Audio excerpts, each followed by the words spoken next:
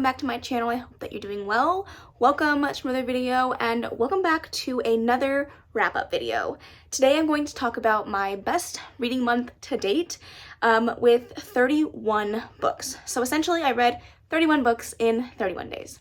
I am very short on time today, and I definitely don't want to be here for 500 years talking about 31 books, so I'm going to try to keep today's wrap-up short and sweet. So in order to do that, I'm going to go through all 31 books. I'm going to give you some tropes to kind of sum the book up and pique your interest if you have not picked it up yet, as well as just a few bullet points of things that I liked or disliked and what aided to my rating, and then we will move on to the next book. So if you have any further questions about the books or more in-depth thoughts, feel free to ask me down in the comments below. So without further ado, let's go ahead and jump into my stats, and then we'll talk about all 31 books I read this month. So as we discussed, I did read a total of 31 books in October. As for my page count, I read 10,434 pages, which is an average of 377 pages per day and 377 pages per book. I listened to a total of 325 audiobook hours. I read 18 books via mixed media format, 10 audiobooks, and 3 ebooks. More on my formats, I read 25 novels and 6 novellas. For my star rating breakdown, I read 11 5 stars, 7 4.5 stars, 5 4 stars, 3 3.5 stars, 3 3 stars, 1 1 star, and 1 book that I did not rate, which puts me at an average rating of 4.1. As for my genre breakdown, I read 17 romances, 3 paranormal romances, 3 fantasy, 2 fantasy romances, 2 horrors, 2 thrillers, 1 mystery,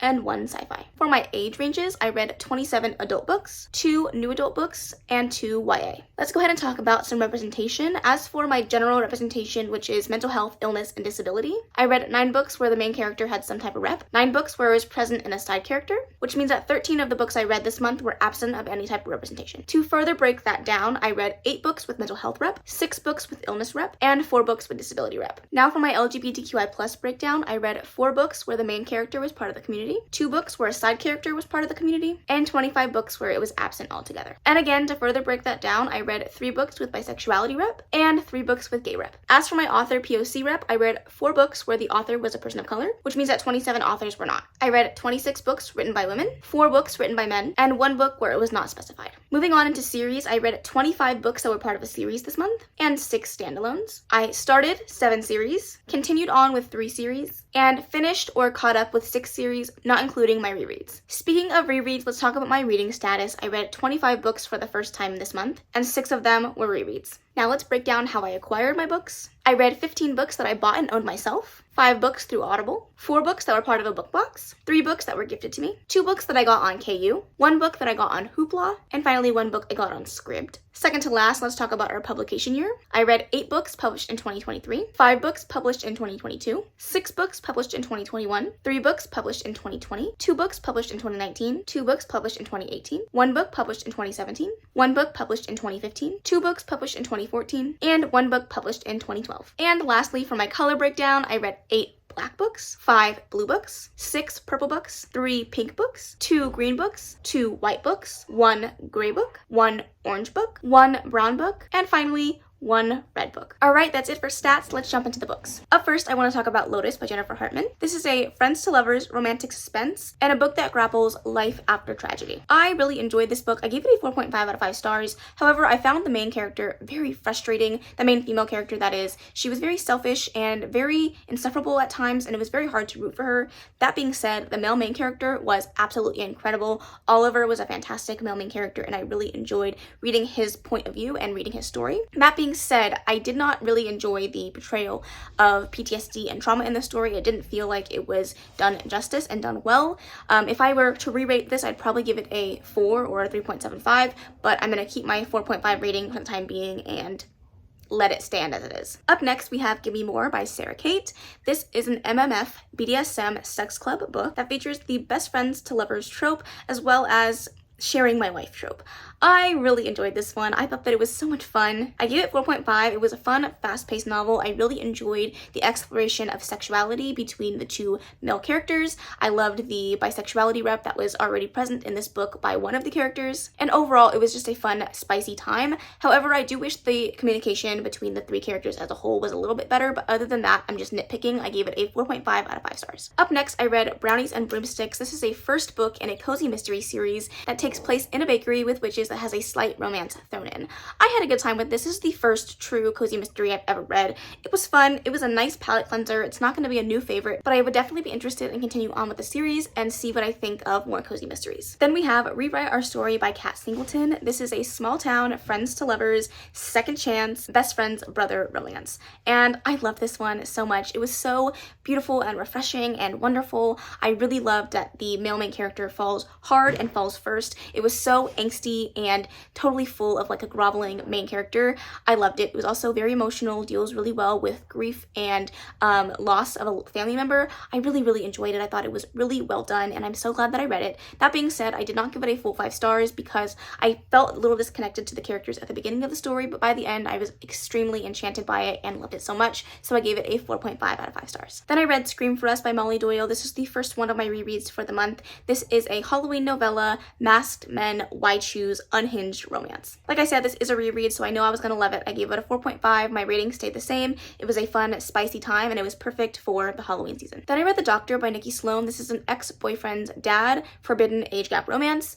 I thought it was okay. I gave it a 3.5 out of 5 stars. I felt like it was very insta-lovey. The steam was good, but it kind of felt stale after a while. I felt like I was reading the same scenes over and over again. Overall, it wasn't a bad book. It just wasn't memorable. I will continue on with the series, but it's not a great start to the series for me. Then I read another novella, and I read Should Have Been, and that is by Alexandria House. This is a second chance encounter, really short, steamy novella. Again, I had a good time while reading it. It isn't anything special, but I will try to pick up more from this author in the future. Then I picked up the loved, the coveted A Good Girl's Guide to Murder by Holly Jackson. This is a YA mystery thriller where years prior, a disappearance of a young girl has kind of rocked this town, and her boyfriend ends up admitting to the crime and then unaliving himself. And Pippa, years later, has come back to this case as a school project to see what really happens. And it is a murder mystery thriller from there. It was very good, very fast-paced, very fun. I really enjoyed Pippa as a character, and overall it kept me on the edge of my seat and guessing to the very last page. However, I didn't give it a full 5 stars. I gave it 4.5 just because the plot points and the things that went on in this book were very unrealistic. That being said, I suspended my disbelief enough to enjoy the book as a whole, but I gave it a 4.5 out of 5 stars instead of 5. Keeping the thriller mystery on the edge of my seat train going, I read No Exit by Taylor Adams. This is a closed-door thriller with a kidnapped child, and the kind of trope where it's either you figure out who the culprit is or they're gonna find you. It was very thrilling, very edge of my seat. I was very scared to read this, could not read it in the dark, had to put it down at times, and definitely kept me anxious the entire way through. I had a great time with it. I gave it a 4.5 out of 5 stars, and the last chapter of this book was jaw-dropping. So if you haven't read this one yet, I highly recommend you pick it up. Then I read Red Rising by Pierce Brown, the first book in the Red Rising saga. This is a high-stakes sci-fi with a revenge plot and a Hunger Games-esque type of competition. All of this fueled by a very unlikely hero that doesn't want to be a part of this revolution that is rising up, but he knows that he must in order to avenge a loved one. I really enjoyed this story. I found it kind of confusing at times. I felt like the world building and the language that was used was a little bit off-putting for me personally. I also found it to be very slow-moving at times, but then other times it was very action-packed and high energy, which felt like a lot of whiplash, but overall I really enjoyed the story. I was really invested in the characters by the end, and I'm really glad that I read it. I'm excited to move on to book 2, and hopefully I love it even more. I don't know if I said it, but I gave this book a 4 out of 5 stars. Then I picked up Things We Left Behind by Lucy Score, the last and final book in the Knockabout series. This book is an enemies to lovers, grumpy sunshine, tortured hero in a small town romance, and I loved it. We have been teasing and anticipating the story for a long time, and I'm so glad that we finally got it. I'm very sad to say goodbye to this series, but also very happy that I read it. Tears were shed. It was very emotional for me, but I really enjoyed Sloane and Lucian's story and how it all came together. I think that it was very satisfying to watch the end of the series come together, and I'm so glad that I read it, but again, so sad that it has come to an end. And if I wasn't clear, I gave it 5 out of 5 stars. Next up, I'm going to talk about these books as a set, and that is Heir of Fire and Queen of Shadows by Sarah J. Maas, the 4th and 5th book in the Throne of Glass series. If you don't know what this is a high fantasy in a YA setting with a assassin and badass female character. I can't really explain more than that. If you're looking for tropes, this is really it. But if you haven't picked this series up yet, I highly recommend it. This is a reread for me. Both of these books were reread, and I love them. You know how much I love our Lord and Savior, Miss Sarah J. Maas. Keeping the Halloween novellas going, I read Boot Up by Daniel Allen. This was a Halloween novella that was kind of like a flashback to a one-night stand that was super memorable for them, like on a podcast, and she's telling her story of the one-night stand that she had. It was okay, it was fun, it was spicy. I liked the Halloween setting. Overall, it's not a new favorite, and we'll definitely try this author again in the future, but not something I'm going to be recommending all the time. I gave it a 3-star. A good rating, just nothing special. Then I picked up and read God Killer by Hannah Kenner. This follows a woman that is tasked with killing gods until she runs into a god that is attached to a young girl, and it's a god that she cannot kill. This is a reluctant hero found family book with disability rep that I really enjoyed. I found this to be a very lush and inviting fantasy world that I wanted to dig my teeth into. It had very strong characters that I was super invested in by the end, a budding romance that I found so sweet to watch, and I'm really excited for the sequel. I gave this one a 4 out of 5 stars and hope that I can get to the sequel as soon as it comes out. Again, I'm going to talk about this trilogy as a whole because it is a reread for me, and that is the Ravenhood series by Kate Stewart. This is a polyamorous romance series with lies, deceit, and deception. It's very heartbreaking, but it's also one of the best series I've read ever. This series is extremely heartbreaking. I loved my reread. It was definitely important for me to do before I read the next book that just came out by this author. I'm so glad that I read it, and if you haven't picked up the series, please do it. Speaking of Kate Stewart and that world, I did pick up One Last Rainy Day by Kate Stewart, the legacy book that follows Dom, one of the characters in the Ravenhood trilogy. This is a book that goes back and talked about his backstory and his upbringing, as well as events that happened in the trilogy, and I loved it. It was absolutely devastating, absolutely heartbreaking, but also just so beautifully well written, so incredible, and I'm so glad that I read it. I'm not going to be able to read it again for a very long time, but I loved it so much, and I gave it, alongside the rest of the trilogy, 5 out of 5 stars. Okay, let's talk about my 1-star read for the month, and that is Riding the Headless Horseman. I didn't like it. This is a Halloween novella with a practicing witch who literally rides the Headless Horseman, and I mean that in a provocative way. Thank you very much. It was bad. It was just terrible. Don't read it. The audiobook was bad. The book was bad. Listen, I said what I said. If you don't agree with me, that's fine. Reading is subjective. But if it was me, I would say don't read it. And because I just wanted to keep the novellas rolling, I did pick up Jacked by the Jack-o'-lantern. This is by T.S. Boyne or Bone? I don't know how to say the last name of this author. I apologize. But this is another, you guessed it, Halloween novella that follows a man that bumps into another man outside of a cafe, and then they run into each other again that same day on Halloween in a maze, and the man he's a pumpkin man. He has a pumpkin head and a big buff body, and it's a male-male romance between the two of them. It was good. 3.5, nothing too crazy. Again, these novellas are not something that are sticking with me, but I read it. All right, let's get our DNF out of the way. I did DNF Slewfoot by Brom. This is a 16th century horror with a god that has arisen, and I don't really know much more than that because I didn't get very far.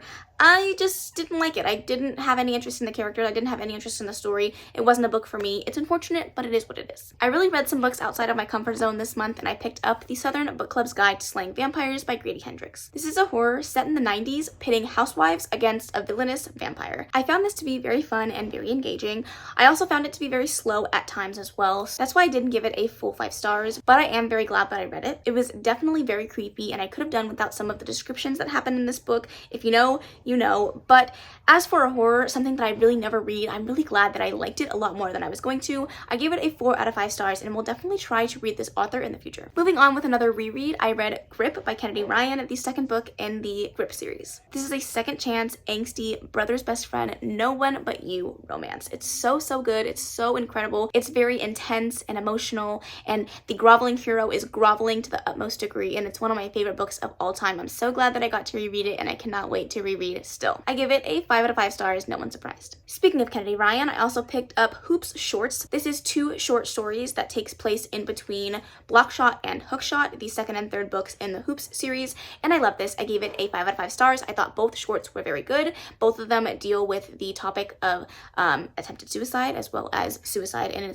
and of itself, and I really loved it. I thought they were very emotional, very spicy, a great balance between the two. It was very wonderful to read, and I'm so glad that I picked this up. It makes me want to go and read all the other novellas that she's written, and I loved it. 5 stars for me. Then I picked up Frayed Trust by Olivia Lewin. This is an Omegaverse Why Choose MMF romance with some bisexuality rep, as well as a witch with a cat familiar. I thought this was okay. I gave it a 3 star. It wasn't bad. It had some interesting pacing. The 4th and final person that was supposed to be part of his harem literally got introduced on the last chapter of the book, and overall I just didn't have that much of a great time with it. That being said, I will still continue on with the series. I do love a good white shoes, so I have faith that it will get better, but it wasn't the best read for me this month. We're getting there, friends. I promise. The next book I picked up was The Right Move by Liz Tomford. This is a sports romance, forced proximity, fake dating, best friend's brother romance, and it was incredible. Another fantastic 5-star for the month. I loved this book so much. Indy and Ryan were the perfect couple. Ryan is literally the epitome of perfection, and I will not take any criticism on him because he's literally everything. This is another book by Liz that was perfectly balanced between humor, emotional topics, as well as just some really good romance and spice, and I had a great time with it through and through. I think the really important topics were handled really well in this book, just like the last one in the series, and I am literally shouting from the rooftops about getting to book 3 in the series. Like, give it to me now. Then I picked up and read Belladonna by Adeline Grace. This is a 4.5-star read for me. I really enjoyed it. This is a book about death personified and a girl that cannot die. Also a Victorian fantasy with murder mystery and just a good YA time. Like I said, I had a great time with this story. I thought Death was the swooniest of swooniest men, and I never thought that I would say that. I will say that I definitely called some of the bigger plot twists, but that definitely didn't take away from my enjoyment of the book. I had a great time, and I'm definitely so excited to read book 2 in the series. Alright, then I picked up Butcher and Blackbird. This is by Bryn Weaver. This is an unhinged book, to say the least. This is a serial killer, unhinged, but somehow also perfectly balanced with a very sweet and wholesome romance. It's definitely one that I read and I say, what a book, because it was so good. It was disturbing and absolutely disgusting at times, but also just so sweet and wholesome. These two characters were so perfect for each other, and I just love a good, unhinged serial killer romance. I give it 5 stars. I thought it was so great, and I loved it so much. I cannot wait to read book 2 in the series because the couple that was teased, I need it. So I'm very excited, and I hope you pick this one up because it's so good. My last physical read of the month, and that is Empire of the Vampire by J. Kristoff. This is a world where the sun never rises, and you follow a reluctant hero, the last surviving Silver Saint, a forbidden romance, and a very epic high fantasy world. This is told from a storyteller's perspective where Gabriel is sitting down telling his story about the past. That being said, that kind of brings me into why I didn't absolutely love this book. I felt like with the storyteller's perspective of this, it didn't have a lot of stakes because you knew that he was going to survive because he's sitting here telling his story. It was also very dense in the world building and the fantastical aspects of this, which made it very hard for me to absolutely fall in love with the story and focus on everything that was being said. It also has a very religious backdrop on the story, which again is not going to be for everyone. That being said, by the end of the story, I was very invested in the characters, I was very invested in this world, and I'm really curious to see what the next book is going to do. So I gave this one a 4 out of 5 stars. I'm really excited for the sequel, and I'm really glad that I finally got this one off of my list. And the last and final book that I want to talk about today is Done and Dusted. This is a small town, cowboy, cowgirl, brother's best friend, enemies to lovers romance. I thought this was a sweet, wholesome story with a really good small town vibe. That being said, I found this book to be just a little bit too short. I think it needed to be a little longer to get everything I needed out of it, but I did really love the ADHD representation in this, and overall I thought it was a really good book. I'm excited for book 2 and the couple that is going to be in that book, but I gave it a 4 out of 5 stars. Not a bad rating at all, just not one of my new faves. Alrighty friends, that is everything. That is my entire wrap up for the month of October. I hope this video wasn't too long. I know it was a lot of books to talk about, but I hope you also still got my thoughts and opinions on each book in a way that is comprehensive and maybe makes you want to pick up one of the books I talked about today. That being said, if you have read any of the books I talked about, make sure to let me know your thoughts down in the comments below. If you made it to the end of this video, of course leave a book stack emoji because the stack is stacking. I really appreciate you taking the time to watch this video. I really hope you enjoyed it. If you did, please make sure to give it a big old thumbs up. Don't forget to subscribe before you leave, and of course leave any comments, questions, suggestions in the comment section below, and I will see you in the next video. Bye.